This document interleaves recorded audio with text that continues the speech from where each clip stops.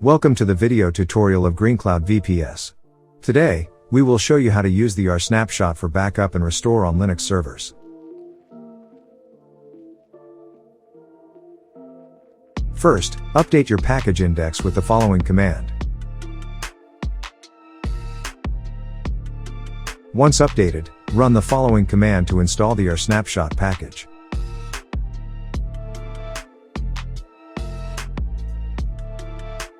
After the installation is complete, check the Rsnapshot binary location and its version.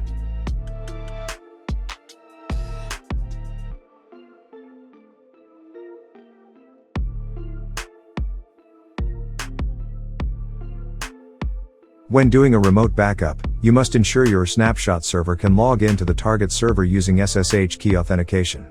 On the Rsnapshot server, generate the SSH public and private keys using the SSH keygen command.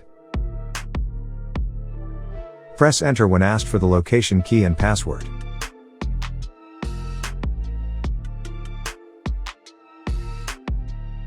Now, run the following command to upload the SSH public key to your target server.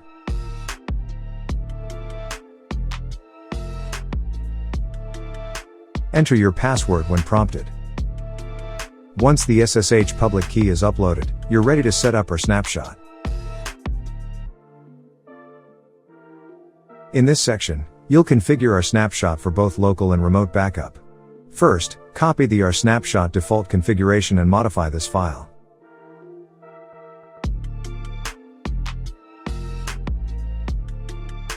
Change the default snapshot root to a new directory. This directory will store your backup data. Uncomment the following options to enable remote backup with rsync via SSH.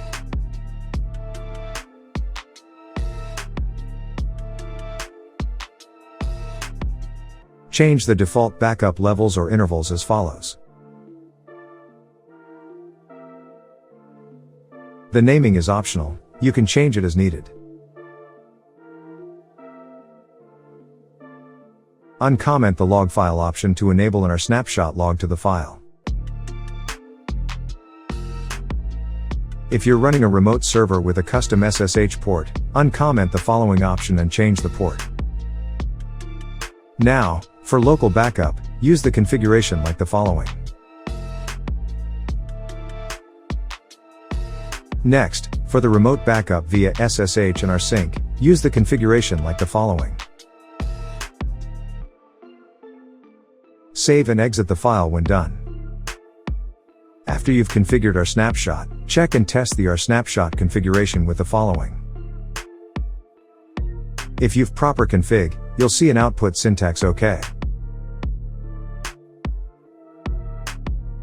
To test your backup manually, run the following command. Make sure to change daily with your backup name.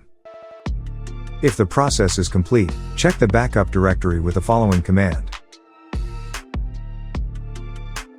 Now, run the following command to check disk usage by Rsnapshot. In the output, you can see total disk usage for the Rsnapshot backup is 77 megabytes. Lastly, check the backup log file to check your backup process. The following shows that the backup was successful, but with some warnings. For the automatic backup, you can integrate Rsnapshot with cron. Open the following file with the nano editor.